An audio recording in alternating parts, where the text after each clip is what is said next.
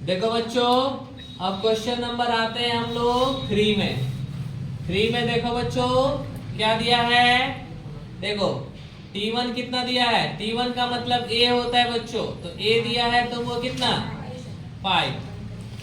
ये हो गया फर्स्ट टर्म, ये हो गया सेकेंड, थर्ड, फोर्थ टर्म आपको कितना दिया है बच्चों 9:1/2, यानी 9 पूर्णांक 1/2।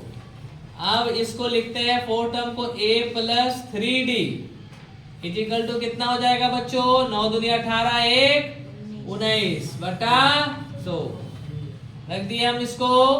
अब क्या करते हैं, a का वैल्यू कितना है बच्चों 5 प्लस 3d इजिकल टू कितना होगा 19/2। इसको उधर भेजता हूं तो मुझे 3d बराबर कितना मिलेगा 19/2 माइनस 5। 3d का 3d बच्चों।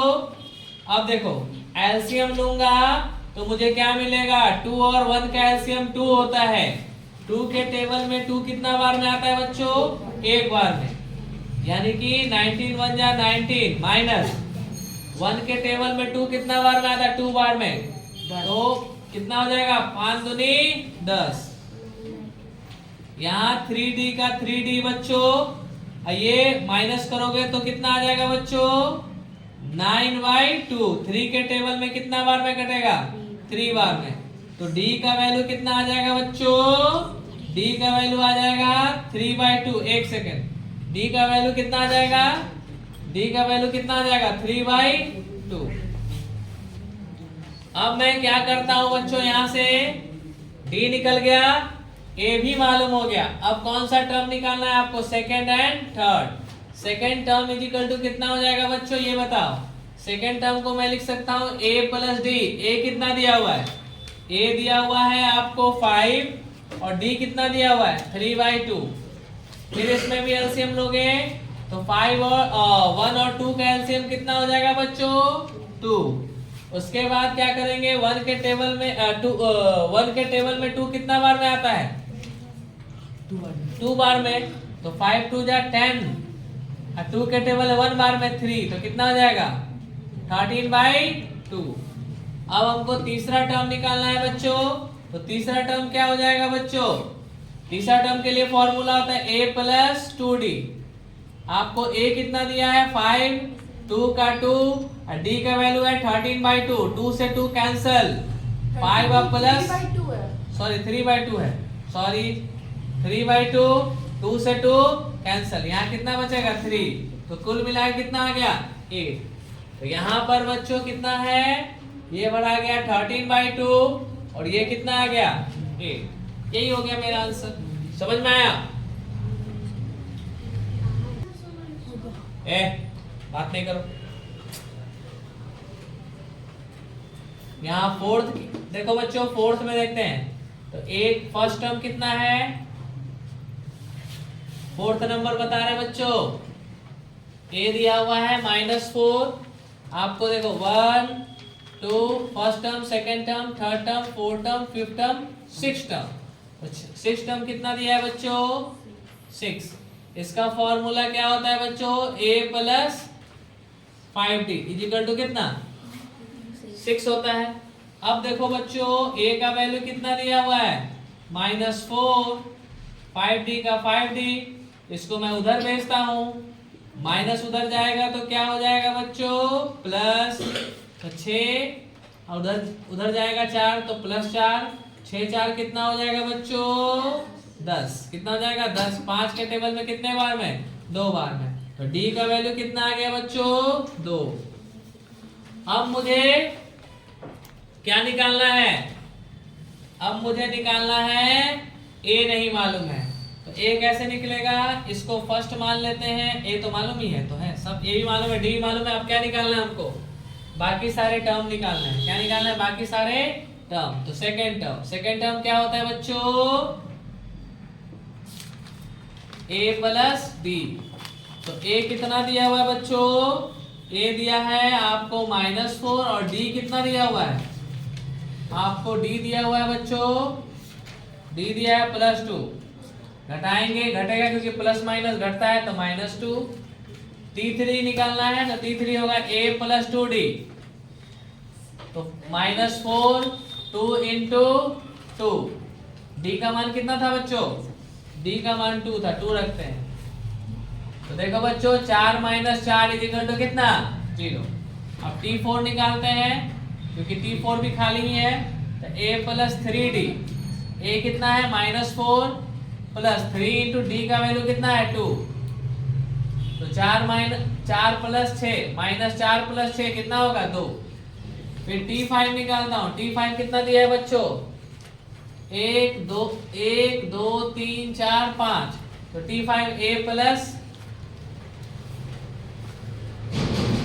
4D, तो क्या हो जाएगा? A कितना दिया? -4 4, D का वैल्यू कितना दिया है बच्चों? 2, तो -4 प्लस 8 कुल मिलाया कितना हो जाएगा? 4।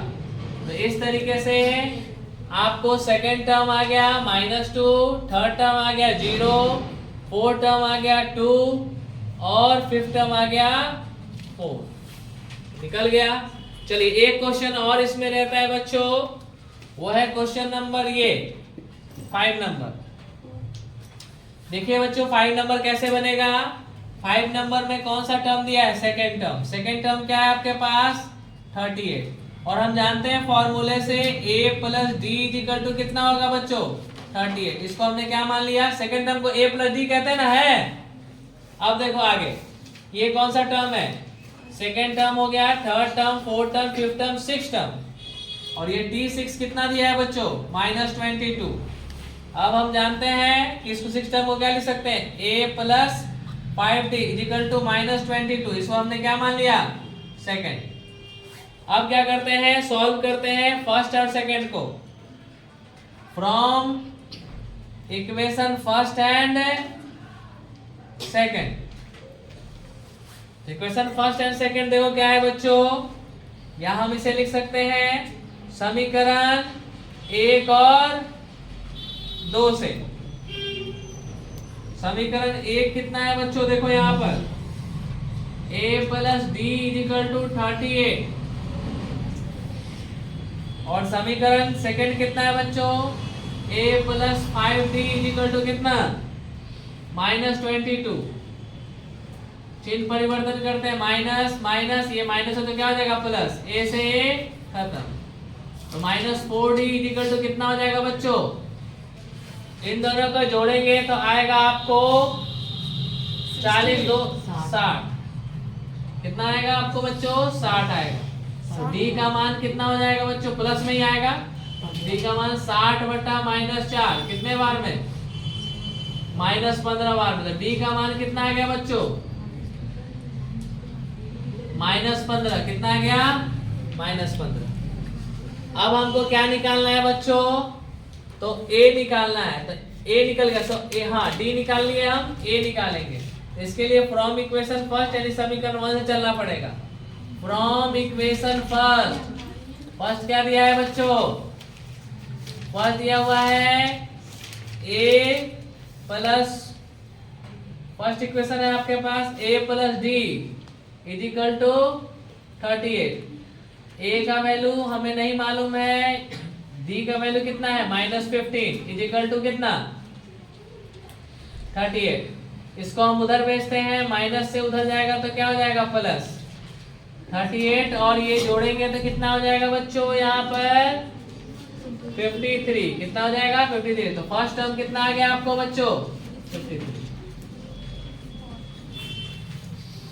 जब आपको फर्स्ट टर्म मालूम हो गया तो यहाँ से आप कोई भी टर्म फाइंड आउट कर सकते हैं फॉर्मूला का इस्तेमाल करके बच्चों। तो जैसे कि सपोज करो इसमें कौन कौन सा टर्म निकालना है हमको, तो फर्स्ट टर्म तो मालूम चल गया हमको T1, ये कौन सा है? T3 T4, और क्या निकालना है हमें? T5। तो T1 हमारे वो किसके बराबर है बच्चों? A के बराबर, और A किसके बराबर है? 53 के बराबर। T2 कितना होगा बच्चों? A plus D. A कितना दिया हुआ है? A दिया हुआ है आपको 53, और D दिया हुआ है कितना? D आपने निकाला है कहां पर? यहाँ पर -15। तो अगर हम 15 घटा लें तो कितना बचेगा इसमें से? बच जाएगा 13 में से 5 गया, कितना बचेगा? 13 में से 5 गया 8, कैरी, अब देखो चला गया। अब 4 में से क्या 3, 38 आया, कितना आएगा 38। इसी तरह से हमको निकालना है और कौन सा T4, T4 बराबर A प्लस 3D।